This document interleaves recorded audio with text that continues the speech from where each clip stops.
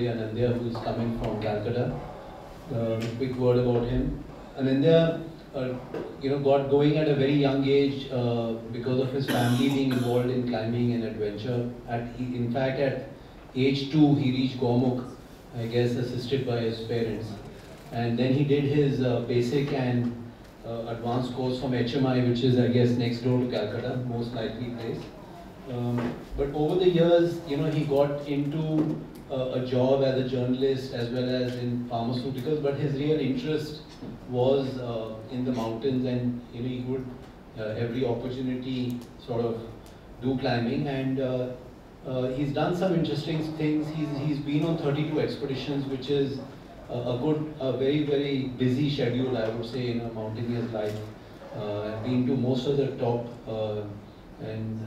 top mountains within the Indian Himalaya. One of the things which we were chatting about was that he went and did a speed climbing effort on Mount Elbrus, which is it's about a 5,600 meter peak, and they have a run from the base camp to the summit. And he was the first South Asian to have ever qualified to do the run. It's normally dominated by Europeans. So he managed the run up in 6 hours. The winner did it in 3 hours, but still, it's a very good achievement. Normally, as a commercial effort, it takes, about 4-5 days to do the up and down thing. So he's a busy and a strong climber, which I could, mention to him. But what I feel sets him apart is not his climbing per se, but his desire for exploration. So if you look at his record and what he's doing, he's one of, I would say, India's genuine top 3 explorers who's currently doing some path-breaking things. So what excites him is essentially to go into the areas which is unknown, do a bit of, go back in time, read a bit about that area, and then do the documentation later on. So that is what he really genuinely loves. And that's something what you will see today in today's talk. That's the theme of today's talk, which he is sort of inspired by Tilghman, who stands out as the early explorers who came to the Himalaya. So today we're going to see talk about 3 areas which are really interesting. The western rim of the Nanda Devi Sanctuary.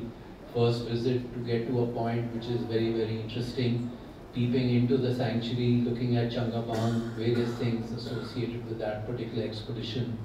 Then the Zemu Gap, it's a very prominent sort of depression call on the Kanchenjunga wall, long ridge, and he was the first to get to it from the south side. So that's another interesting area in itself.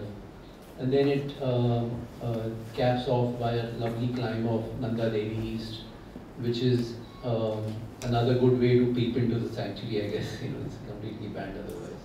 So, we're personally looking at the Himalayan Club, very looking forward to this talk. And there's been awarded a lot for his exploration at various circles. So, we're very happy to have him here. So, I'll request him to start off. Thank you. Thank you, everybody, my friends, and all the very prominent mountain lovers of India.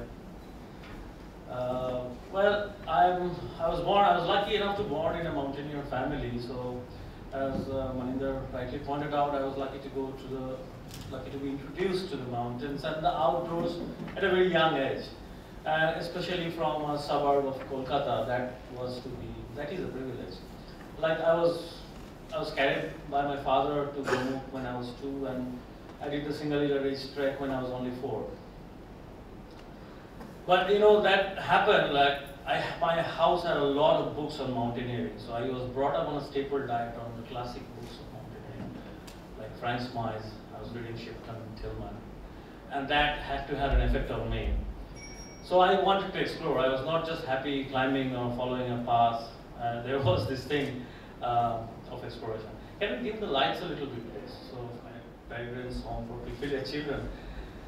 Yeah, like there was a time, when exploration, the word meant trotting into, going into a place which has not been mapped. Venturing into an area that has not been mapped. That was the meaning of exploration once. But with time, the whole world, every inch of it is mapped now, and it's satellite imagery available at a fantastic level. If you look at Google Earth Pro, it is unbelievable.